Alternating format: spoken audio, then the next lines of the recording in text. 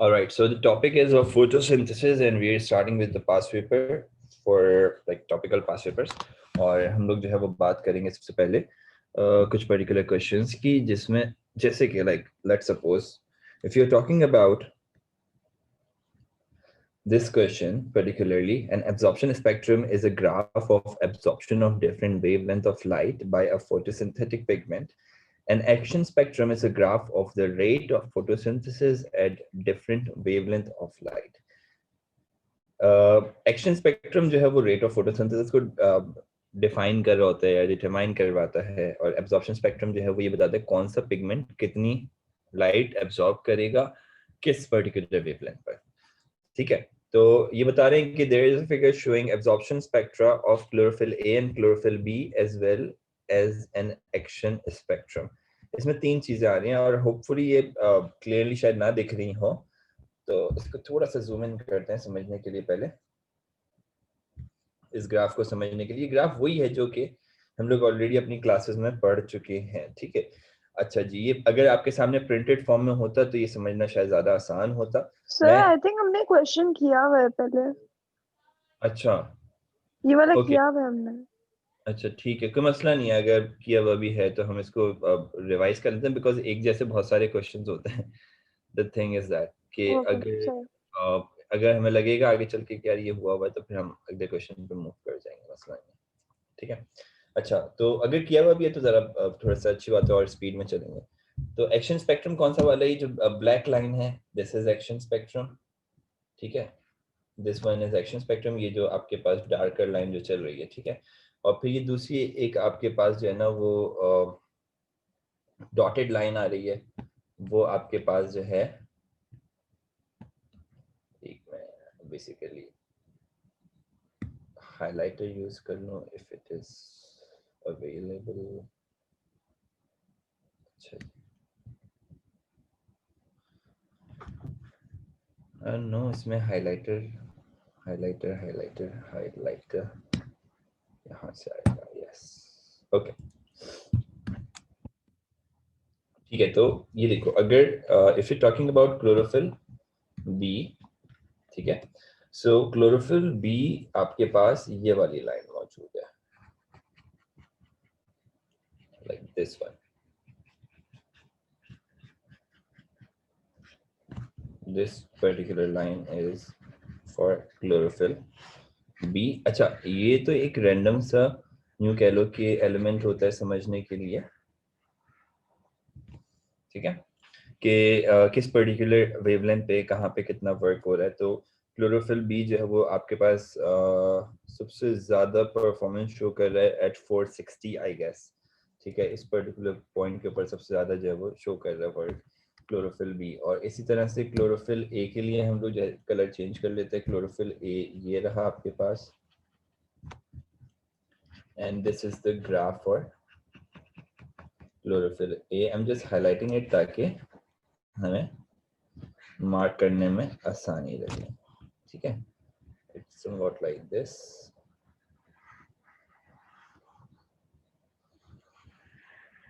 Yes, so this is about chlorophyll A. ठीक है, तो क्लोरोफिल ए का जो पीक बन रहा है वो बन रहा है आपके पास इस पर्टिकुलर पॉइंट पर। ठीक है, क्लोरोफिल बी का हमने पीक चेक कर लिया और फिर एक्शन स्पेक्ट्रम का पीक चेक कर लिया। ठीक है, अच्छा जी, talking about the questions then, ये जो आपके पास क्वेश्चंस हैं इसमें कह रहे compare the absorption spectra of chlorophyll A and B. अब ऑब्वियसली बात है कि आप जो है इसके अंदर हाँ मुझे भी याद पड़ रहा है कि हम लोग ये सवाल कर चुके हैं। ठीक है, तो मैं इसको जरा जल्दी से तेजी से निकाल देता हूँ। ठीक है, हम उस सवाल की तरफ आ जाएंगे जो हम लोगों ने नहीं किया हुआ। तो क्या है compare the absorption spectra of chlorophyll A and chlorophyll B. इसमें ना तुम्हें क्या समझना है, इसमें तुम्हें समझना है कि भाई जिस तरह से भी क्लोरोफिल ए और बी काम करेगा उसके ग्राफ के हवाले से तुम उसकी वेवलेंथ मेंशन कर दोगे कि इस वेवलेंथ पे क्लोरोफिल ए और क्लोरोफिल बी का पीक बन रहा है, और तुम ये बता दोगे कि दूसरा पीक कहाँ पर बन रहा है, कौन सी, क्योंकि देखो दो पीक्स बन रहे थे, एक आपके पास बन रहा था बिटवीन 400 से 500 के दरमियान, दूसरा बन रहा है 600 से 700 के दरमियान। तो दोनों का बता दोगे तो दो दो पॉइंट्स तो इसी के हो गए। ठीक है, मतलब 2 पॉइंट्स इसके हो गए, और फिर आप जो है ना इस चीज़ का रेफरेंस भी दे दोगे कि भाई जो एब्जॉर्प्शन स्पेक्ट्रम बनता है वो पीक बनती है इस वेवलेंथ के दरमियान, और इसके अंदर जो है वो ज़्यादा लाइट एब्सॉर्ब होती है। आप वेवलेंथ के हवाले से भी बात कर सकते हो, आप जो है वो कलर के हवाले से भी बात कर सकते हो। अगर आपने लेट सपोज की बात नहीं करनी, वेवलेंथ मेंशन नहीं करना ग्राफ के हवाले से, तो आपको ये पता होना चाहिए कि कौन सा कलर किस ग्राफ पे रिलाई कर रहा है। लाइक 400 से 500 के दरमियान हम लोग रखते हैं ब्लू को, 500 से 600 के दरमियान रखा जाता है ग्रीन को, एंड में येलो भी आ रहा होता है, सही है, और यहाँ से फिर यहाँ तक ऑरेंज, और एंड में रेड आ जाता है। ठीक है, ब्लू और ब्लू से पहले यहाँ पे पर्पल भी करते हैं। ठीक है, तो ये कलर का अरेंजमेंट होता है। ठीक है, ये आपके पास 3 मार्क्स का क्वेश्चन कंप्लीट हो गया। Explain the shade of the action spectrum. Obvious सी बात है कि एक्शन स्पेक्ट्रम में तुमने ये बताना है कि रेट ऑफ photosynthesis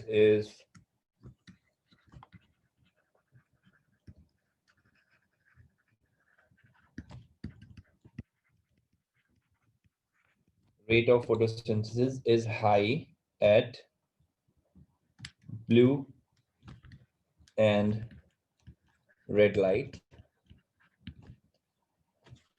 चाहो तो उनकी वेवलेंथ भी मेंशन कर देना, अच्छी बात हो जाएगी। और दूसरा ये बता देना कि जो आपके पास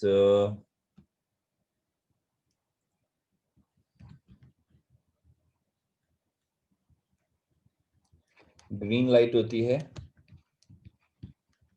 that usually show less or low rate of, इसको लो कर दो, low rate of photosynthesis। ठीक है, अच्छा जी। इसके बाद हमारे पास आता है why plants appear green। ये बात अभी मैं थोड़ी देर पहले ऊपर भी बोलने वाला था कि भाई ग्रीन वाला जो आपके पास कलर है वो रिफ्लेक्ट हो रहा है, अब्सॉर्ब नहीं हो रहा। ठीक है, because they contain chlorophyll. Chlorophyll is present, एक मार्क तो क्लोरोफिल मेंशन करने के मिल जाएगा तुम्हें, सही है। क्लोरोफिल इज प्रेजेंट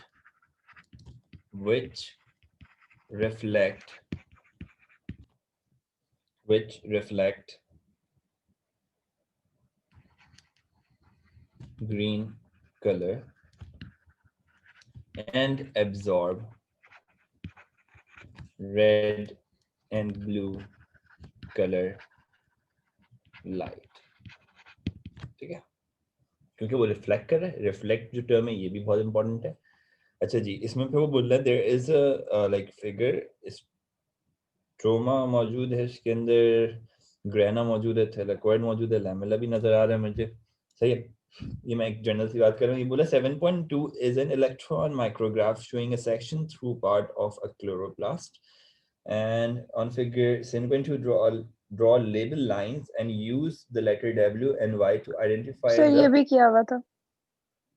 हाँ, तो पूरा सवाल ही किया होगा ना हमने तो। ठीक अच्छा है, ये एक ही पार्ट था, सही, ठीक है। हाँ ये उसी सवाल का पार्ट है, अभी वही चल रहा है क्वेश्चन। मुझे जरा बता सकते हो कि जैसे हमने किया बता, तो एक W मार्क करना है और एक Y मार्क करना है, कहाँ कहाँ पे मार्क करूँगा? W where the light independent reaction occur। Structure बता दो जहां पे मुझे मार्क करना चाहिए।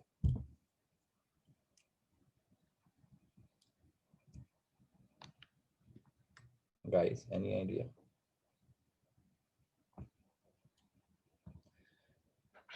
देखो ऐसे किए हुए का कोई फायदा नहीं होगा। ठीक है, ये W मार्क हो जाएगा, और Y जो है वो आपके पास बेसिकली मार्क होगा। देखो कि किस किस चीज को मैं मार्क कर रहा हूँ, it is actually stroma, the fluid outside, because that is helping out in the light independent reaction।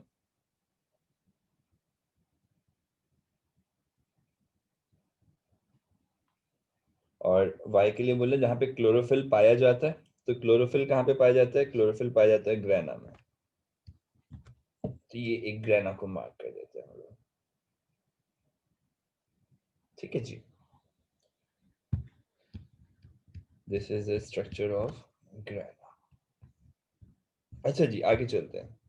Explain why increasing the concentration of carbon dioxide may increase the rate of production of carbohydrates at high light intensity. Carbon dioxide production जो होती थी उसमें graph बनता था, सही है, तो उसके हवाले से हो जाएगा। तो सबसे पहले तुम्हें ये बताना कि भाई लाइट इंटेंसिटी की अगर आप बात कर रहे हैं, ठीक है, कार्बन डाइऑक्साइड जब बढ़ा रहे हैं तो दूसरा फैक्टर जो लिमिट कर सकता है वो है लाइट। अब दूसरी तरफ क्या बढ़ा रहे हैं हम लोग, हमने बोले लाइट इंटेंसिटी भी बढ़ रही है, सही है। तो मैं इस पॉइंट को ऐसे मेंशन कर दूंगा कि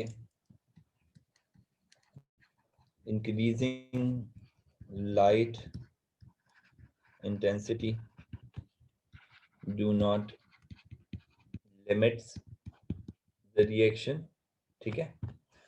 दूसरा पॉइंट आपके पास ये भी आ सकता है कि carbon dioxide when increased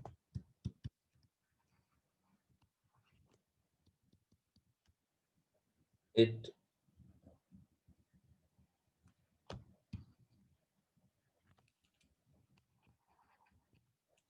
perform more Kelvin cycle, the dark reaction, producing more carbohydrate, सही है।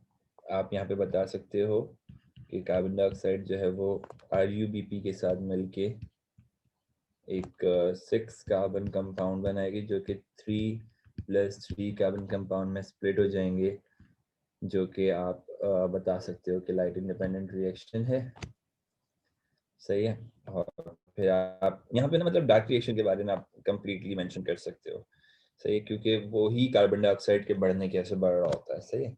तो आप बता देना कि जो ट्रायोज फॉस्फेट बनेगा, आई होप कि ये बात समझ में आ रही होगी, जो ट्रायोज फॉस्फेट बनेगा आपके पास, that will lead towards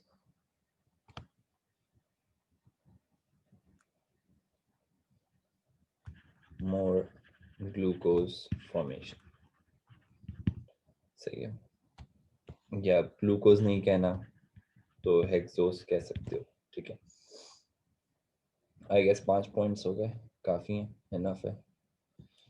carbon dioxide is a limiting factor, you can mention this as well, ठीक है। बट ये पॉइंट पर ऊपर मेंशन करना before demonstrating the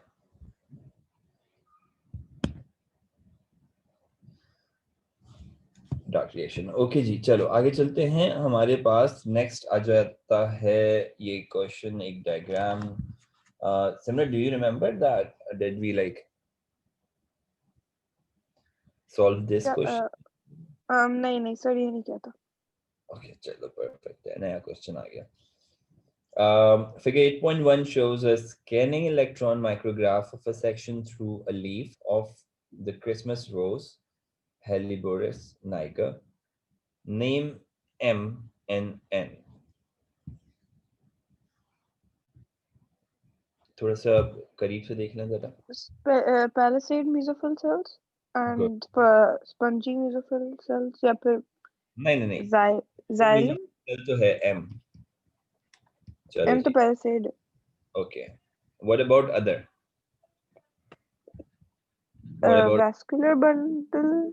Yes, it is vascular bundle. You can either write xylem phloem, you can write vascular bundle. Vascular bundle is a very close है। Good यार, आज तो मतलब सिमरा तैयारी से बैठी हुई है जवाब देने के। What about others? जी सर, वो टेस्ट का क्या हुआ? टेस्ट क्या बेटा, टाइमिंग डिसाइड हुई है? टाइमिंग तो अभी तक तो वही है। जो बच्चे टाइमिंग में नहीं दे पाएंगे, फिर देखते हैं कितने बच्चे होते हैं जो कि जिनके सर लिए वो, मैं भी नहीं दे सकती, मेरी तो क्लास है 6 to 7। हम मैनेज करते हैं ना, हम कुछ करते हैं बाद में, उसके हवाले से उसी पर डिस्कस करेंगे, ठीक है। चलो, gases leave and enter the leave through pores called stomata. Describe and explain how a stomata is opened.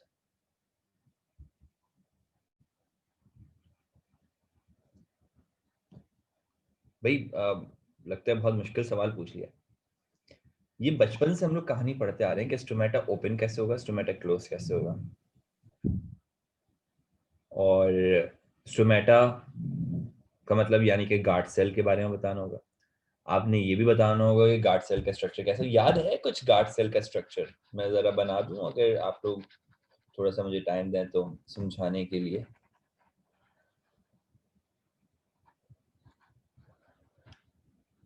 Let's suppose if this is a guard cell with a vascular bundle in it. Oh, vascular bundle कह रहा हूँ, sorry, with a vacuole in it. अच्छा, अब उस vacuole में क्या है? इस वैक्यूल में फ्लूइड फिल हुआ है, ठीक है। This is the fluid filled part और वैक्यूल। तुमने क्या करना है? तुमने जब इस सेल को ओपन करना है, गार्ड सेल को ओपन करना है, आपने तो ओपन होने के बारे में बताया, क्लोज होने के बारे में बताना। आपने जब ओपन करना है इसको, तो आपने बेसिकली अंदर वाटर पोटेंशियल रिड्यूस करना होगा। मैं सिंपल डायरेक्ट बात बता रहा हूँ। When you talk about water potential is the ability of a body to lose water. तो जब तुम वाटर पोटेंशियल डिक्रीज कर रहे हो तो वो गेन करेगा वाटर। वाटर पोटेंशियल डिक्रीज करोगे कैसे? तुम अंदर सॉल्यूट पोटेंशियल बढ़ा दोगे। सॉल्यूट पोटेंशियल कैसे बढ़ाओगे?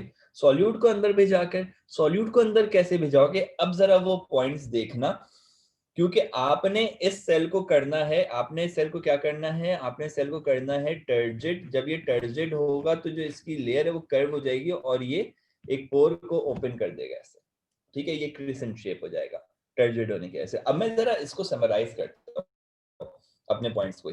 सबसे पहले मैं तुम्हें बोलूंगा कि भाई तुमने करना क्या होगा। तुमने एक्टिव ट्रांसपोर्ट के जरिए, बचपन से पढ़ता है ना हम लोग की कहानी, मैं सिर्फ एक कह लो कि रिवाइज करवा रहा हूँ, कुछ भी नहीं कर रहा। Active transport of hydrogen ion यानी कि प्रोटॉन्स थ्रू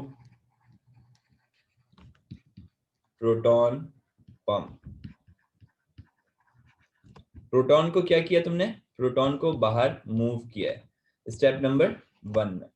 स्टेप नंबर 2 में क्या करोगे?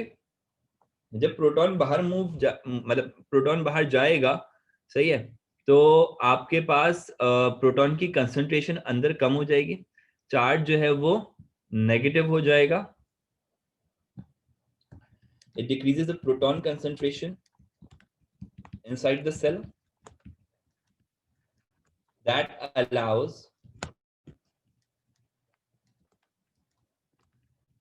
potassium ion to move in. जिसकी ऐसे क्या हो रहा है? पोटेशियम आयन अंदर आ जाएगा।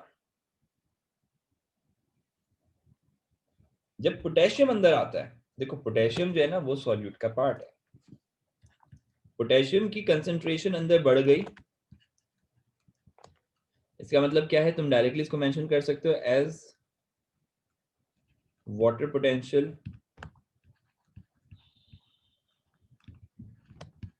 of the cell decreases, ठीक है। वाटर पोटेंशियल सेल का कम हो गया, ठीक है। जब वाटर पोटेंशियल सेल के अंदर कम हो जाएगा, सही है, तो पानी जो है वो ऑस्मोसिस के थ्रू सेल के अंदर आएगा। This causes the water to move into the cell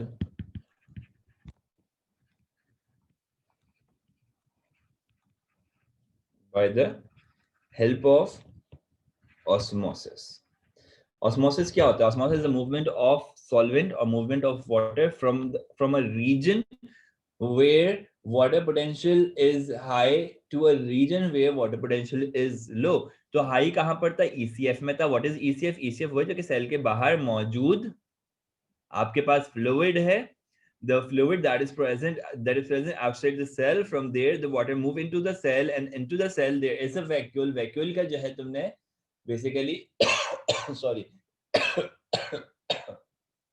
I'm sorry, वो जो वैक्यूल था उसके अंदर तुमने जो है वो वाटर पोटेंशियल डिक्रीज किया था। ठीक है जी। इससे क्या होगा? इससे स्टोमेटा ओपन हो जाएगा? नहीं, इससे guard cell will become turgid. The guard cell will become turgid. It swell up, and the thick part of the wall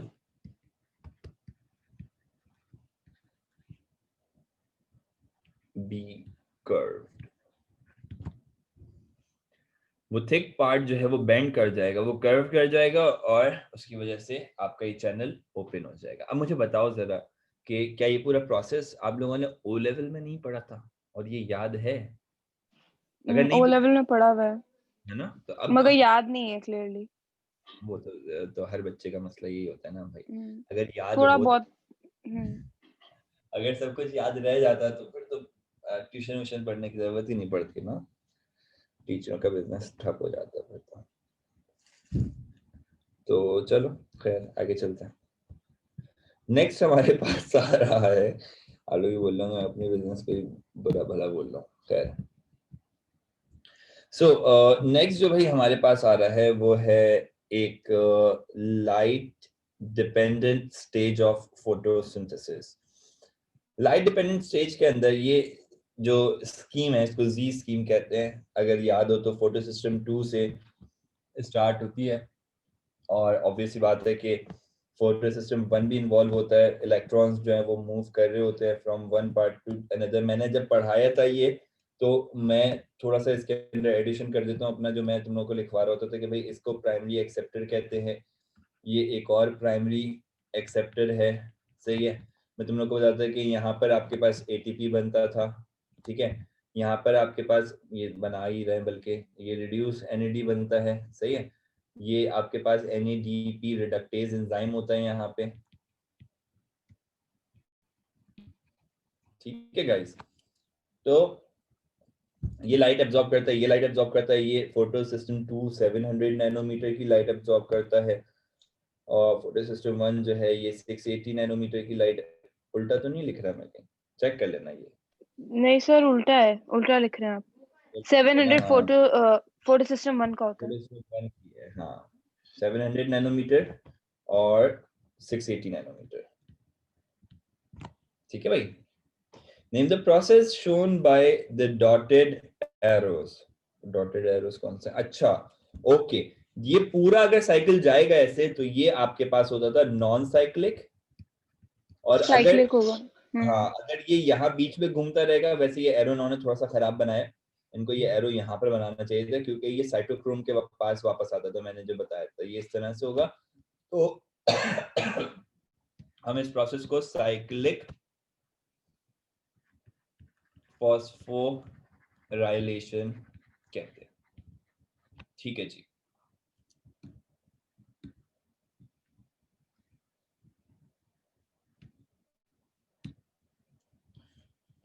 जनाब आगे बढ़ते हैं। इसके बाद हमारे पास आ जाता है describe what happens to water at R. R का है भाई, where is R? Okay, R यहाँ पर है। वाटर स्प्लिट जाता था यहाँ पर, और इस स्प्लिटिंग को हम लोग कहते हैं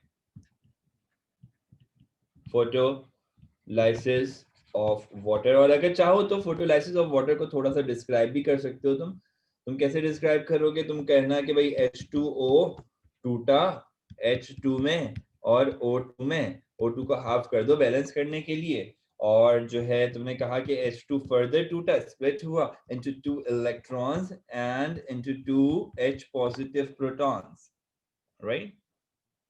तो सर इक्वेशन लिखे या फिर वर्ड के थ्रू एक्सप्लेन करें? दोनों काम कर सकते हो, मेरे ख्याल से तो इक्वेशन लिख दो, सही है, काफी होगा। ओके। ठीक है, 1 मार्क तुम्हें इसका मिल जाएगा, 1 मार्क तुम्हें इसका मिल जाएगा, और आई गेस काफी है वैसे तो।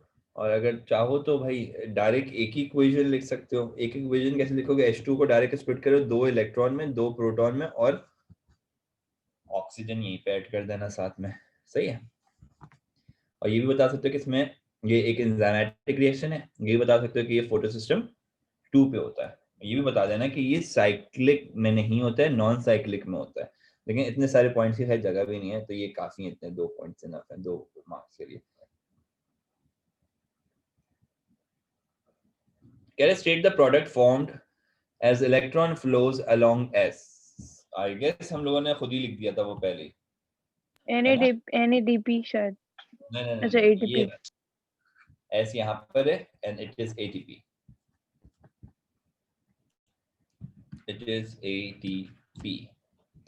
जब वो आपके पास इलेक्ट्रॉन मूव करता है ना एक साइटोक्रोम कॉम्प्लेक्स से एक फोटोसिस्टम की तरफ, सही है। Explain briefly the role of reduced NADP in the light independent stage. Light independent stage में NADP का क्या रोल होता था यार?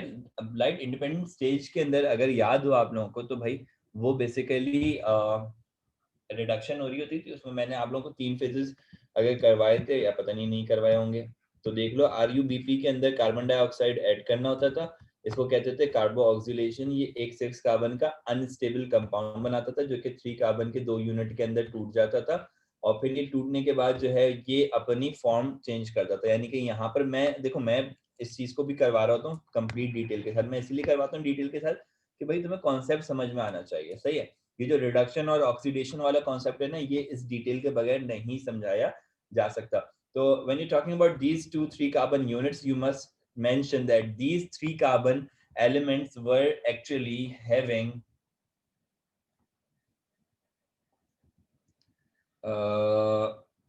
मैं खुद भी इस चीज का थोड़ा सा आसान करके मेंशन करना चाह रहा हूँ। इसको ग्लिसरेट कहते हैं, और केमिस्ट्री ऐसा कहती है कि जिसके साथ ATE आ जाए उसका फंक्शनल ग्रुप कार्बो ऑक्सैलिक एसिड होता है।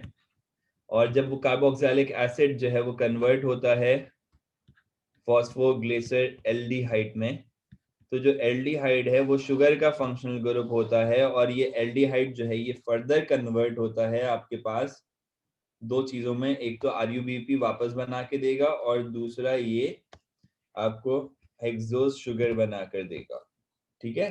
सर ये वो क्या कैल्विन बोलते हैं, साइकिल, कैल्विन साइकिल। यस सही। दिस इज कैल्विन साइकिल, तो ठीक है। कैल्विन साइकिल एक्सप्लेन करेंगे इसमें।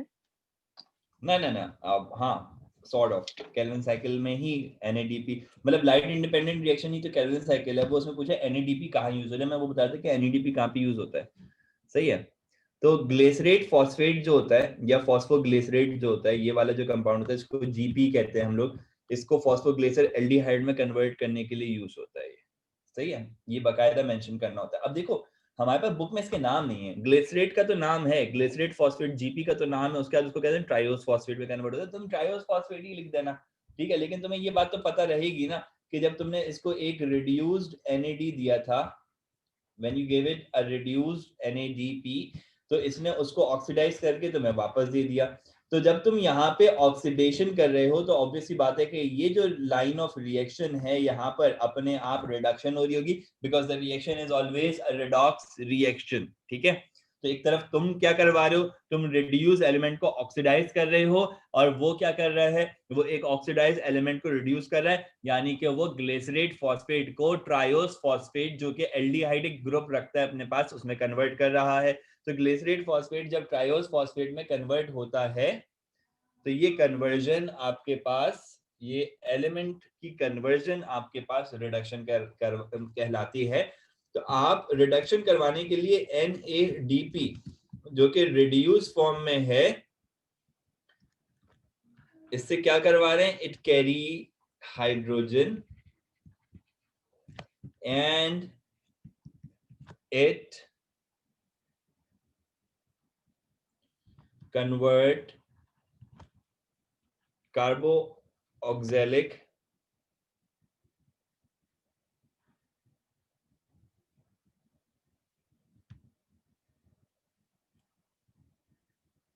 I guess there is some issue and it मुझे 1 मिनट देना।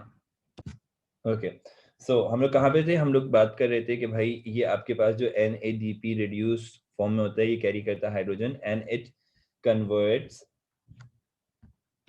Glycerate phosphate into triose phosphate जो कि एक एल्डिहाइड होता है। ट्रायोज मतलब ओल्स आ गया तो शुगर आ गया, शुगर आ गया तो खुद ही एल्डिहाइड ग्रुप आ गया, ठीक है, ये अंडरस्टूड सी बात है। अच्छा, उसके लिए क्या करता है ये जो 3 कार्बन शुगर में उसको कन्वर्ट कर रहा है, उसके लिए करेगा क्या, ये उसको रिड्यूस करेगा, यानी कि मैं कह सकता हूं कि ये उसके अंदर सिंपली हाइड्रोजन ऐड करेगा, ठीक है भाई। सर कोई एटीपी नहीं फॉर्म हो रहा था, एटीपी वाला यहाँ पे एनएडी का तो नहीं लिखा था हमने, एक जो साइकिल हमने बनाया था उसमें। एटीपी फॉर्म नहीं, एटीपी भी ऐड होता है, ATP is there to give energy, NADP भी एनर्जी दे रहा है, रिड्यूस एनएडीपी भी एनर्जी दे रहा है, बट वो मोर ओवर टू दैट वो आपके पास हाइड्रोजन प्रोवाइड कर रहा है for the reduction of glyceride into aldehyde, ठीक है। हमने दोनों ही लिखे थे बेटा, एटीपी भी लिखा था और रिड्यूस एनएडीपी और एनएडी की कन्वर्जन भी लिखी थी। और अगर आप रिड्यूस एनएडीपी मैंने नहीं लिखा था तो हो सकता है मैं भूल गया मेंशन करना, बट ये होता है, ठीक है। चलो आगे चलते हैं, हमारे पास फिर इसके बाद अगला क्वेश्चन एक और डायग्राम का है। अच्छा जी, it is a C4 plant. C4 का तो आप लोगों को पता ही होगा, फोटो रेस्पिरेशन आ गया होगा जहन में अब तक, तो कुछ आइडिया है कि ये स्ट्रक्चर क्या होता है, कैसा होता है? कुछ बंडल शीट सेल्स याद होंगे, कुछ उसके मीजोफिल सेल्स याद होंगे, कुछ उसकी आउटर कवरिंग याद होगी, जो कि तीनों मुझे मार्क हुए हुए नजर आ रहे हैं। आउटर कवरिंग जे से मार्क हुई है, जे क्या होता है जरा, अच्छा चलो लेबलिंग, पहले ही सवाल लेबलिंग पर ही है, लेबलिंग ही करते हैं, पहले सी से स्टार्ट करते हैं। What is this J?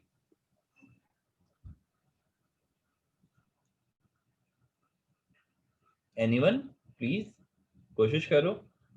Ayesha, do you have any idea about what's this जे? मारिया, अली,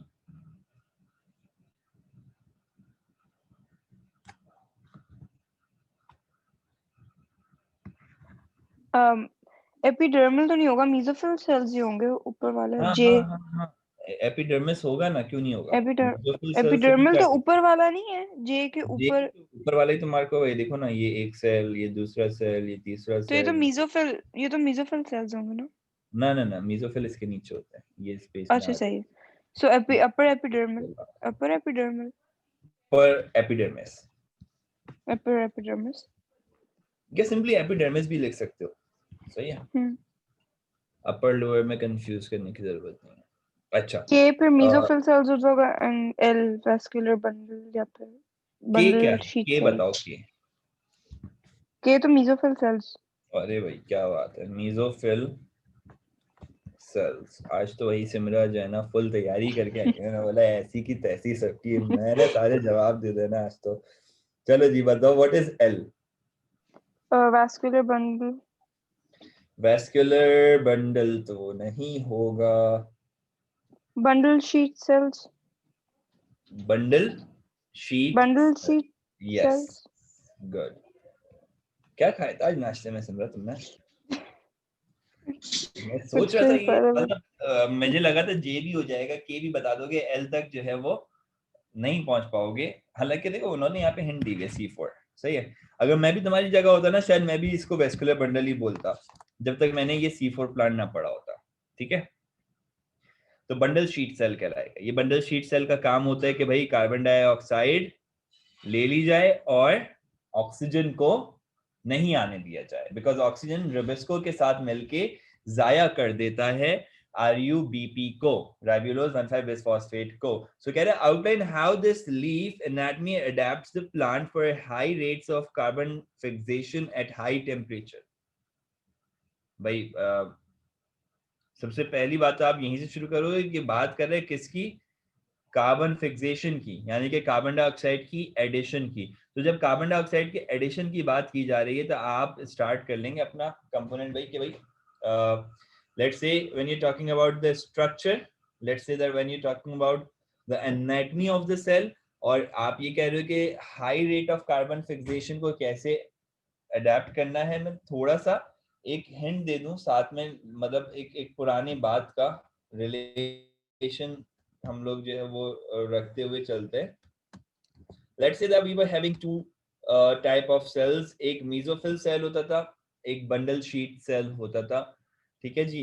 ये मेसोफिल सेल काउंट कर लो, ये बंडल शीट सेल काउंट कर लो। बंडल शीट सेल के अंदर तुम्हारे पास ऑक्सैलो एसीटेट आ जाता था। ऑक्सैलो एसीटेट कैसे बनता था? जब आप कार्बन डाइऑक्साइड ऐड करते थे। कार्बन डाइऑक्साइड आप किस में ऐड करते थे? बल्कि इसको ऐसे लेके चलेंगे कि आप कार्बन डाइऑक्साइड ऐड करते थे। यार ये कहाँ पे अटक गए हैं सारे पेन?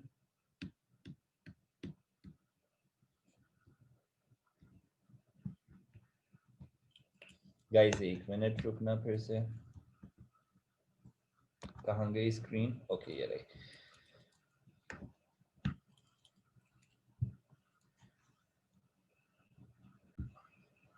होता ये है कि यहां से ना इस सेल से एक कंपाउंड दिया जाता है, उस कंपाउंड का नाम होता है पायरुवेट। सही, उस पायरुवेट को हम लोग कन्वर्ट करते हैं ऑक्सैलो एसीटेट में, लेकिन उस कन्वर्जन के लिए हमें इसमें ऐड करना पड़ता है कार्बन डाइऑक्साइड। वो ऑक्सैलो एसीटेट फिर बनाता है मैलेट। मैलेट जाता है दूसरे सेल में। मैलेट जो है वो कार्बन डाइऑक्साइड रिलीज करता है और दोबारा से बन जाता है पायरुवेट यानी कि पायरुविक एसिड, और वापस फिर ऊपर आ जाता है। ठीक है, तो ये आपके पास प्रोसेस हो रहा था। इसके लिए क्या एडेप्टेशंस करेंगे? ये सारा का सारा मसला इसलिए हो रहा है टू स्टॉप फोटो रेस्पिरेशन। सही है, टू स्टॉप फोटो रेस्पिरेशन। और फोटो रेस्पिरेशन क्या है मैं दोबारा से बताता हूँ। रुबिस्को एंजाइम, वैसे तो Rubisco enzyme is responsible for adding up carbon dioxide into RUBP and it forms a 6-carbon unstable compound जैसे मैंने ऊपर बताया था. But what actually happens in the plants that are present at extreme temperature and that are C4 plants, they actually undergo the process of photorespiration, and a photorespiration process is a process in which Rubisco adds oxygen to RUBP and the RUBP is destructed, it's destroyed and then it is of no use. हम उसको reuse भी नहीं कर सकते, RUBP जाया हो जाता है और फोटोसिंथेसिस का डार्क रिएक्शन कैल्विन साइकिल नहीं हो पाता है। तो यार अगर तुम्हें RUBP को काम में रखना है, if you want to continue with the RUBP thing, what you need to do is, all you need to do is you need to adapt a structure जो कि ये काम कर सके। वो स्ट्रक्चर कैसा होगा ये उसके बारे में पूछ रहा है।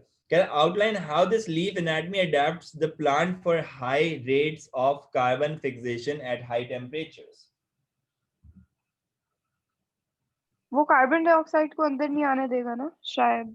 ऑक्सीजन को। ऑक्सीजन को तो सही। Yes, it do not allow oxygen to meet Rubisco. Rubisco भी जब गर्मी ज्यादा रहती है रुबिस्को पागल हो जाता है, उसका दिमाग खराब हो जाता है। सही है, तो वो कहता है ऑक्सीजन को रुबिस्को से नहीं मिलने दो एंड आरयूबीपी से भी नहीं मिलने दो, क्योंकि ज्यादा गर्मी की वजह से उन दोनों के दिमाग खराब हो गए हैं और वो जो है ना आरयूबीपी को जाया कर सकते। तो क्या करता है वो, जो मीजोफिल्स होते हैं, मीजोफिल को टाइटली पैक करता है और उसकी सराउंडिंग में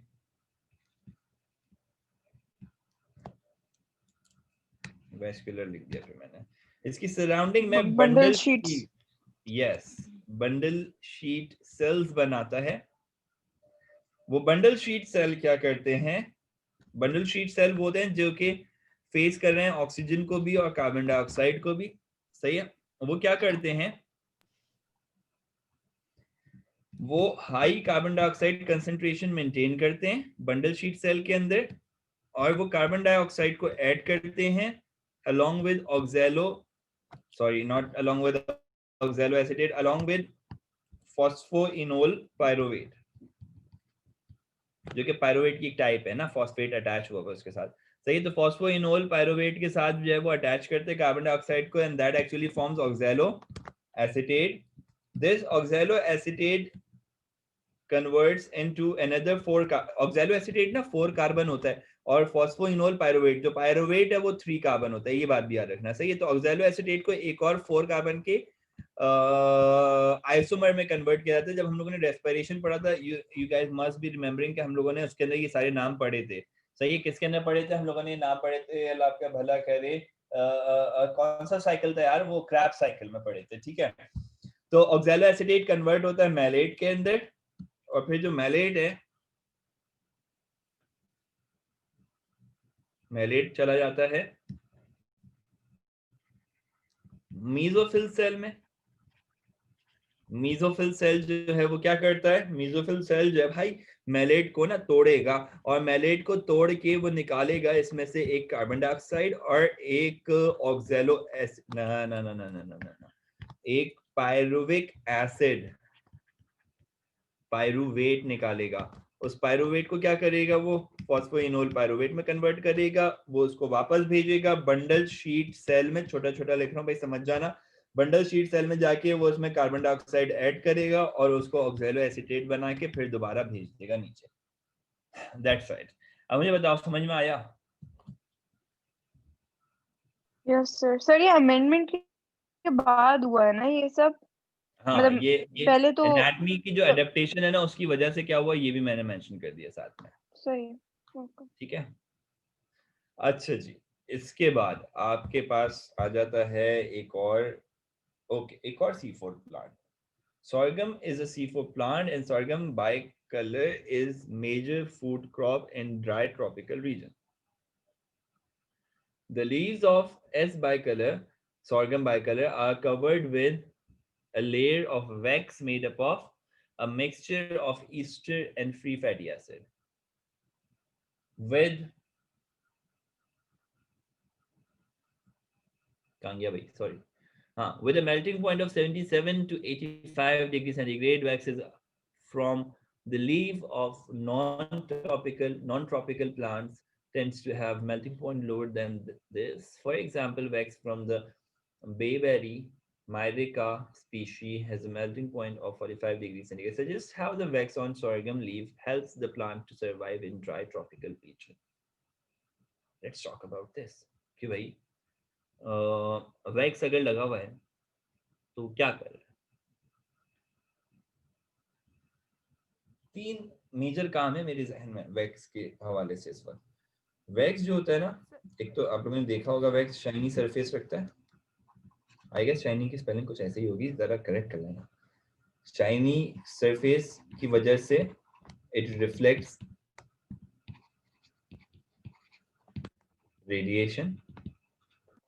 दूसरा काम जो मेरे जहन में है वैक्स के हवाले से, it reduces water loss, transpiration rate कम करेगा ना, सही है। तीसरा, क्योंकि खुद मेल्ट नहीं हो रहा तो ये क्या कर रहा है? टेम्परेचर मेंटेनेंस में भी तो हेल्प कर रहा है। ठीक है बच्चों, यहां तक की बात क्लियर है? Shall we move towards part C? An investigation was carried out into the response of sorghum to being kept at a low temperature for a short period of time. Soybean plant which are better adapted than sorghum for growth in subtropical and temperate climates were used for comparison. Plant of sorghum and soybean were kept at 25 degrees centigrade for several weeks and then at 10 degrees centigrade for 3 days. The temperature was then increased to 25 degrees centigrade again for 7 days. Then a length, light intensity, and carbon dioxide concentration were kept constant throughout. The uptake of carbon dioxide as milligram carbon dioxide, I guess mg है ना, इसको calculate करने के लिए रखा हुआ होगा इन्होंने, पर mg या हाँ I guess पर mg होगा, ठीक है, absorbed per gram, okay. Milligram carbon dioxide absorbed per gram of the leaf dry mass was measured at 25 degrees centigrade before cooling on each of the 3 days at 10 degrees centigrade, and for 7 days of 25 degree centigrade. The results are as shown in the diagram. Okay guys, ये सवाल मुझे भी याद नहीं पड़ा, मैंने last कब पढ़ा था. चलो तुम लोगों के साथ ही सॉल्व करते हो, ये वाला मुझे इतना आइडिया नहीं है इसका.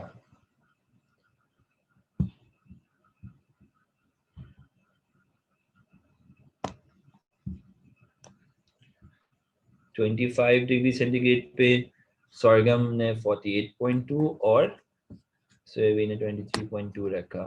डे 1 पे 5.5, डे 2 पे 2.9, डे 3 पे 1.2. अच्छा, आहिस्ता आहिस्ता हाई टेम्परेचर पे लो होता जा रहा है.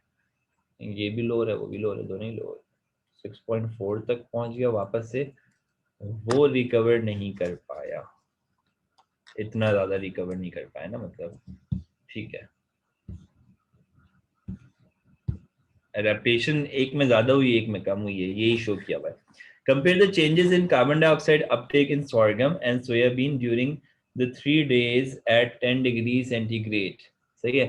हम ये देखेंगे कि यार सोरगम में जो है ना, वो आपके पास एक अच्छा खासा फिगर रिड्यूस होता हुआ नजर आ रहा है. 5.5 से 1.2 जा रहे हैं, हालांकि यहाँ पर हम लोग 5.2 से 1.6 तक जा रहे हैं. मैं ये तो नहीं बोलूंगा कि बहुत बड़ा कंपैरिजन है,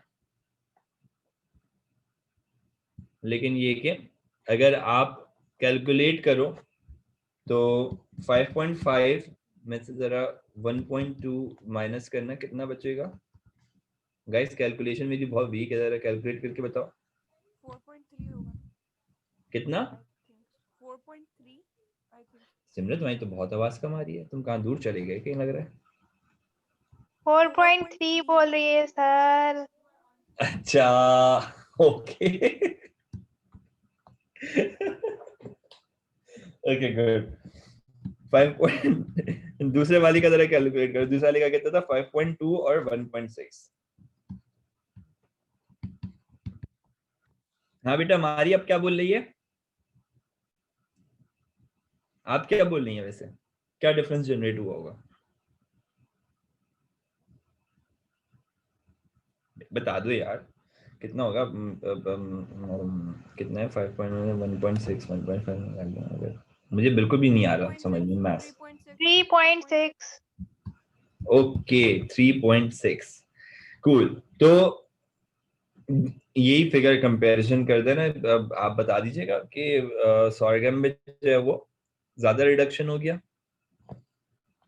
कार्बन डाइऑक्साइड अपटेक का, बिकॉज वो एक हाई टेम्परेचर में सरवाइव करने वाला प्लांट था. लो टेम्परेचर के ऊपर उसकी एफिशिएंसी डिक्रीज हो गई. ठीक है, या रीजन लिखने की जरूरत भी नहीं है, वो खाली कंपैरिजन का बोल रहा है, वो रीजन मांग भी नहीं रहा. अगले सवाल की तरफ आते हैं. कह रहा है कि during the cooling period the ultrastructure of sorghum chloroplast change the membrane of the thylakoid, move closer together, eliminating the space between them, and the size and the number of grana become reduced. सर्दी की वजह से. Explain how these changes could be responsible for the low rate of carbon dioxide uptake by sorghum even when return to the temperature. मैंने बताया था ना कि जब वो वापस भी चला गया तो वो इतनी जल्दी अडेप्ट नहीं कर पाया. सही है. तो ये उन्होंने उसका रीजन दिया हुआ है कि क्यों नहीं कर पाया, बस खाली आपने उस बात को रिलेट करना है. आप ये कहेंगे कि भाई जब उसके ग्रेना रिड्यूस हो गया और वो थोड़ा सा करीब करीब आ गए तो क्या हुआ? सरफेस एरिया रिड्यूस हो गया. जब वो दूर दूर होता है, एक ग्रेना दूसरे ग्रेना से दूर होता है थोड़ा, तो वो उसके बीच में रिएक्ट करने का उसके पास चांस होता है. लेकिन अगर ऐसे दोनों बिछाई चिपक जाएंगे तो सरफेस एरिया रिड्यूस हो जाएगा. सही है. जिसकी वजह से क्या होगा? लाइट अपटेक या इनटेक लाइट का या लाइट एब्जॉर्प्शन रिड्यूस हो जाएगी. जिसकी वजह से क्या होगा? लाइट डिपेंडेंट रिएक्शन रिड्यूस हो जाएगा. लाइट रिएक्शन रिड्यूस हो गया, जिसकी वजह से क्या होगा? जिसकी वजह से लेस एटीपी प्रोड्यूस होगा, जिसकी वजह से लेस एनएडीपी रिड्यूस होगा, जिसकी वजह से क्या होगा, जिसकी वजह से डार्क रिएक्शन कम हो जाएगा अल्टीमेटली, और जब डार्क रिएक्शन कम होगा तो कार्बन डाइऑक्साइड की नीड भी कम हो जाएगी, तो उसकी वजह से क्या होगा, कार्बन डाइऑक्साइड का अपटेक भी कम हो जाएगा। तो मैंने पूरा सारा फोटोसिंथेसिस का मामला लिंक कर दिया कि सिर्फ एक क्लोरोप्लास्ट का साइज श्रिंक कर दो तो जगह कम हो जाती है लाइट अब्सॉर्ब करने के लिए, लाइट रिएक्शन करने के लिए, और जो है एटीपी बनाने के लिए, और एनएडीपी रिड्यूस करने के लिए, और डार्क रिएक्शन करने के लिए, और कार्बन डाइऑक्साइड की जरूरत भी कम हो जाती है, और फिर कार्बन डाइऑक्साइड का अपटेक भी कम हो जाता है। That's it. ठीक है जी, आगे चलें।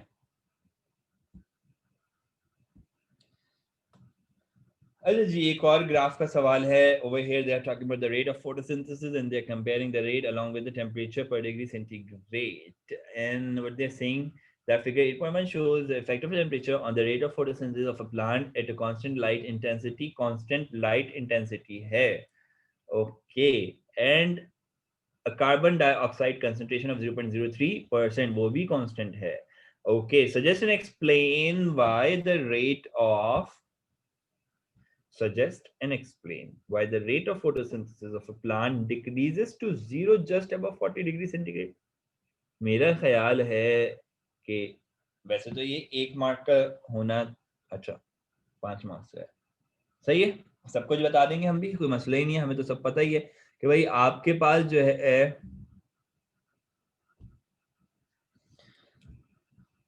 पीक कहां पर आ रही है, पहले जरा पीक देख लो उसकी।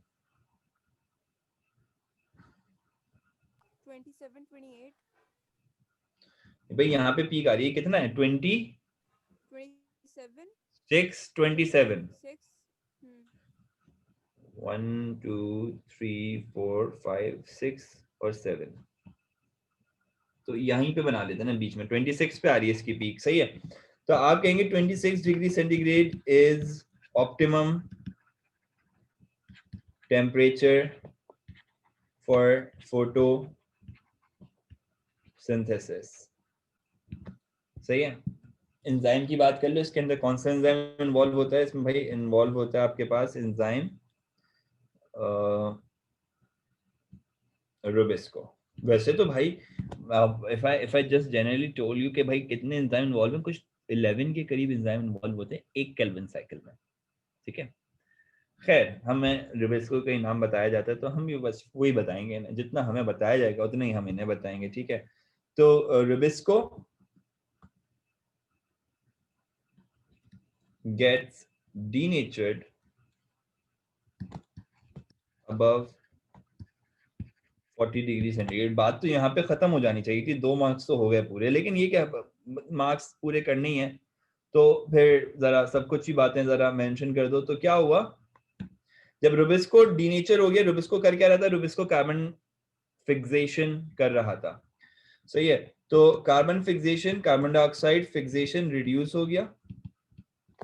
जब कार्बन डाइऑक्साइड फिक्सेशन रिड्यूस हो गया तो केल्विन साइकिल इसी से चलता है, केल्विन साइकिल रिड्यूस हो गया।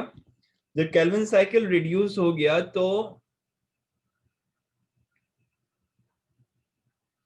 ओवरऑल प्लांट डिक्रीजेस टू 0 जैसे हाँ, तो ओवरऑल आपके पास जो प्रोडक्शन था फूड का, रेट ऑफ फोटोसिंथेसिस कम हो जाता है। यस, कार्ब रिड्यूस हुआ, that reduces the rate of photosynthesis. This will lead towards, क्या होगा, क्या मैं तुम्हें एक मजे की बात बताता हूँ, एक नया एलिमेंट इसमें ऐड कर लो, ये ना फोटो रेस्पिरेशन इंक्रीज कर देगा। कैसे? हाई टेम्परेचर पे फोटो रेस्पिरेशन होती थी, याद है कैसे होती थी, रूबिस्को डैमेज हो गया ना, तो अब वो क्या करेगा, वो ऑक्सीजन ऐड कर देगा। ऑक्सीजन इज एडेड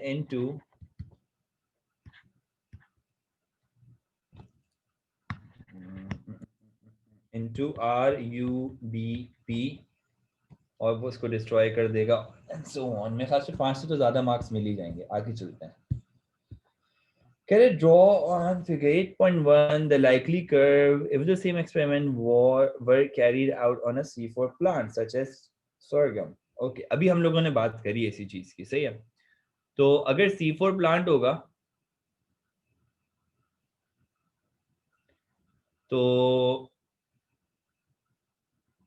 क्या करेंगे, मतलब आप क्या सजेस्ट करते हैं, क्या ग्राफ बनना चाहिए?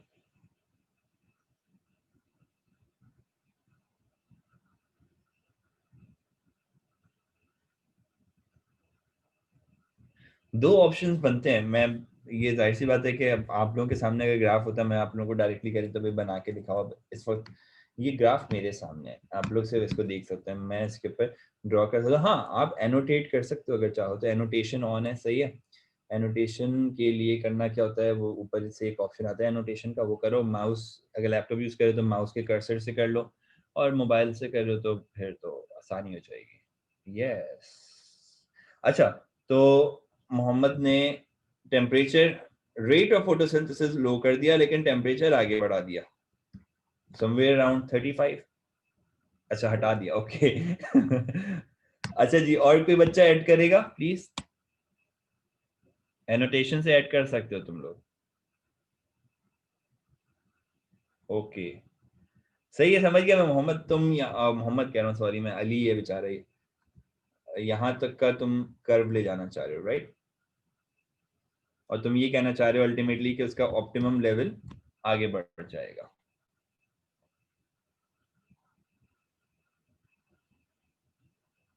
बेटा कोई और बच्चा एनोटेशन करना चाहेगा इसके अंदर अगर, तो आसानी हो जाएगी जरा। अली, तुमने सही एनोटेट किया।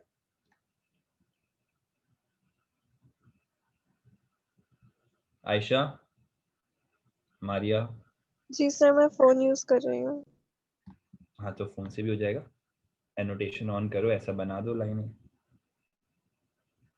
सिमरा?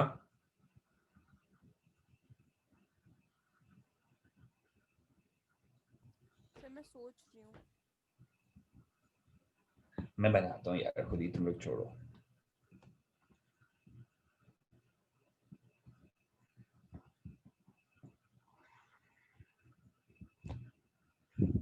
कुछ भी नहीं हुआ, कुछ भी नहीं हुआ। सिंपली एक काम हो गया क्या, कि जो ऑप्टिमम टेम्परेचर था वो आगे बढ़ गया। ठीक है, अच्छा, और वो बोले रीजन भी देना है इस चीज का। रीजन क्या देंगे हम लोग? हाई टेम्परेचर में ग्रो करते हैं। नहीं बेटा, सॉरी सिमरन, कुछ मसला हुआ है तुम्हारी आवाज में, मुझे नहीं आ रही है, बहुत हल्की सी आ रही है, इतना कि समझ नहीं आ रहा कि तुम क्या कह रही हाई टेम्परेचर ग्रो बोल रही करते है। हैं। हो। ओके, थैंक यू मारिया, तुम ट्रांसलेटर बन जाते हो माशाल्लाह से फौरन।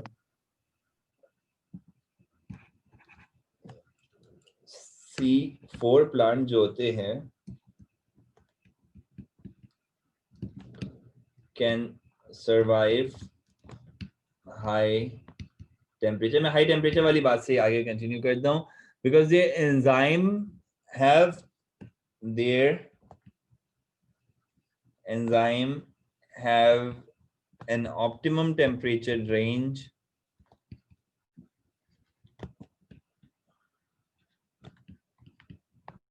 between,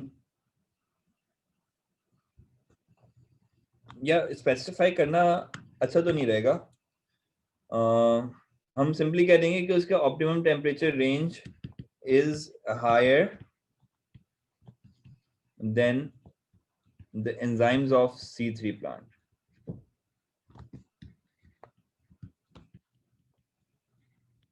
ठीक है, और these plants are adapted to hot climate.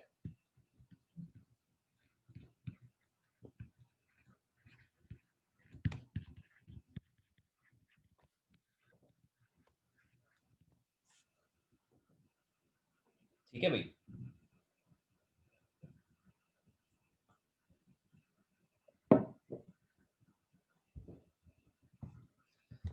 चले भाई आगे चलते हैं।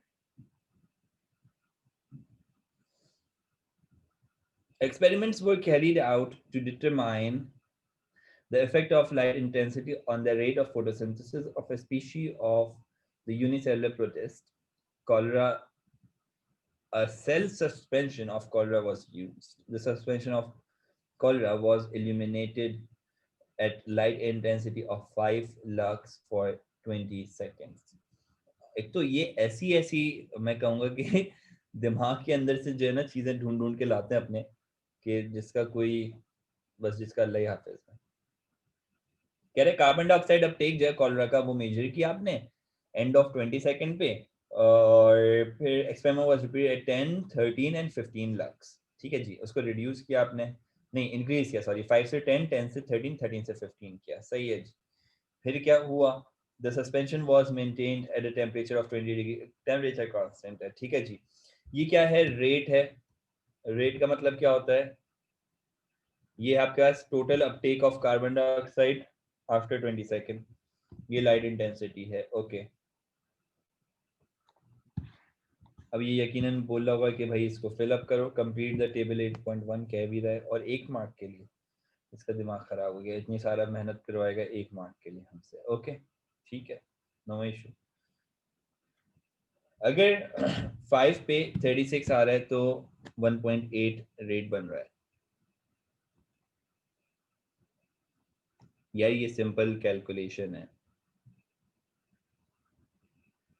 रुको मैं कैलकुलेटर अपने पास, सर वो मल्टीप्लाई करेंगे ना, मल्टीप्लाई करेंगे या डिवाइड करेंगे, या मेरे ख्याल से डिवाइड करेंगे, वही क्रॉस मल्टीप्लाई वाला। हाँ क्रॉस मल्टीप्लाई वाला काम करेंगे बिल्कुल।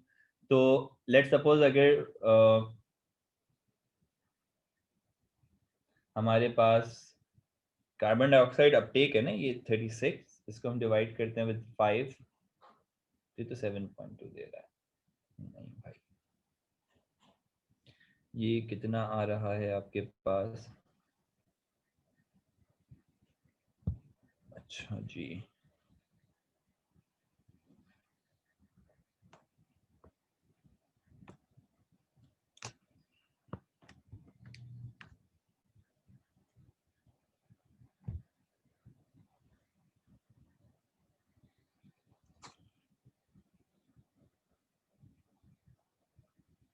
सर 3.6 होगा सेकंड वाला। 3.6 होगा। 1 मिनट रुको जी। बेटा, मैं तुम लोग को इसका जो है ना सोल्यूशन बताता हूँ, तुम लोग अटेम्प्ट करो। वैसे 3.6 नहीं होगा, मेरे कैलकुलेशन के हिसाब से कुछ और आ रहा है। मैं भी कैलकुलेशन लिख नहीं रहा हूँ, मैं चाहूंगा कि तुम लोग सारे के सारे अपने ओन पे इसको कैलकुलेट करो, फिर हम जो है इसको, मैं फिर इसके बाद फिर बताता हूँ, सही है।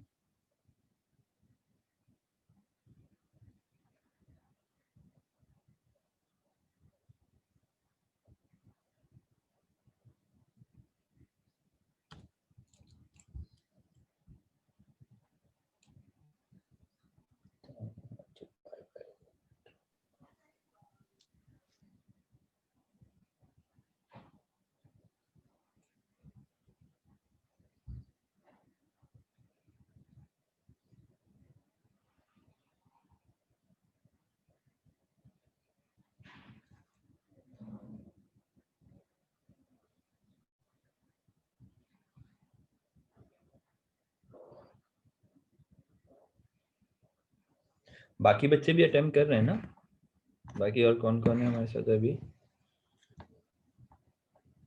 ओके ठीक है। सर क्रॉस मल्टीप्लाई होगा ना, लाइक 5 हाँ, और cross 1.8, multiply 10 होगा। एंड x, तो 3.6 ही आ रहा है। दोबारा मतलब बताओ कैसे क्रॉस मल्टीप्लाई कर रहे हो? सर 5 एंड 1.8, 5 into 1.8, नहीं 5 और सामने 1.8, फिर 10 एंड x, फिर 5x is equals to 10 multiply by 1.8, तो 18 हुआ। तो नहीं 18 पे डिवाइडेड बाय 5, तो 3.6। अरे तुम बहुत गलत पहुंच गए। ये जो कार्बन डाइऑक्साइड अपटेक है ये कहाँ रखा? अच्छा, इसको यूज करना है। आई थॉट लाइक सिर्फ light intensity and rate of photosynthesis को यूज कर रहे मैं हैं तो सर। टेबल में उन्होंने दिया हुआ इसलिए ताकि आप इसको यूज करें, इसके साथ क्रॉस मल्टीप्लाई होगा। देखो मैं तुम्हें ग्राफ बना के देता हूँ ताकि ये बात समझ में आ जाए। वो कह रहा है कि रेट ऑफ फोटोसिंथेसिस यहाँ रखो, लाइट इंटेंसिटी यहाँ रखो, सही है। लेट्स सपोज जो भी ग्राफ बन रहा है, ठीक है, 5, 10, फिर 13 और 15, सही है, ये वाला एलिमेंट आ रहा है, लेकिन इसके अंदर कार्बन डाइऑक्साइड का अपटेक चेंज हो रहा है। कार्बन डाइऑक्साइड के अपटेक से आपको रेट का अंदाजा लगाना है। रेट ऑफ फोटोसिंथेसिस जो होता है ना, वो कि यूनिट से तुम्हें हेल्प आउट करेगा। थोड़ा सा हिंट दे रहा हूँ अभी खाली, आगे देखते हैं और कौन कौन बच्चा क्या क्या करता है। मैं अब आयशा तुम्हारे और अली तुम्हारे और मारिया तुम्हारे जवाब का भी इंतजार कर रहा हूँ। अली सही जवाब तक पहुंच गए हो वैसे तुम, लेकिन तुम्हें एक्सप्लेन करना पड़ेगा बेटा कि कैसे।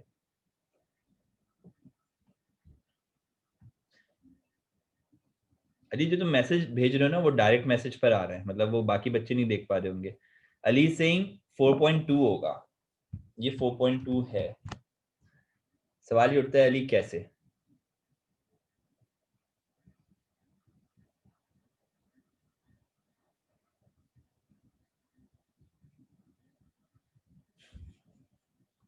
ठीक है, if it is 84 in 20 second, good.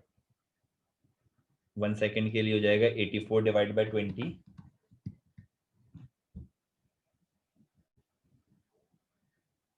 Good. आगे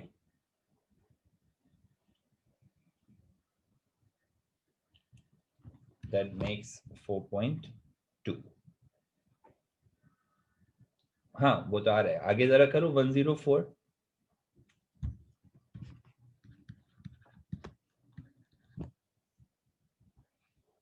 5.2 104 के लिए हो जाएगा 5.2, गुड। और 120 के लिए बेटा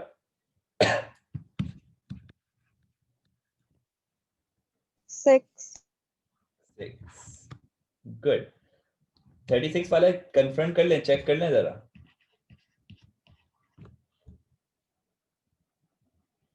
वन 1.80 है सर। तो आपका हिंट क्या था इस पूरे सिनेरियो के अंदर? एक छोटा सा हिंट था, वो यहां पर था, माइक्रोमोल पर सेकेंड और 20 सेकेंड पर माइक्रोमोल। समझ गए मेरी बात को? सर इसमें लाइट इंटेंसिटी नहीं यूज करेंगे? मैंने देखो ग्राफ बना के ये चीज मैं पहले शो कर दी थी कि लाइट इंटेंसिटी के ऊपर कभी भी कर्व यूज किया थोड़ी जाएगा जो कि मैं लाइट इंटेंसिटी से कैलकुलेट कर सकता हूँ। ये अगर थोड़ा सा याद करो तो ये कर्व होता था इस तरह से, समझे बात को?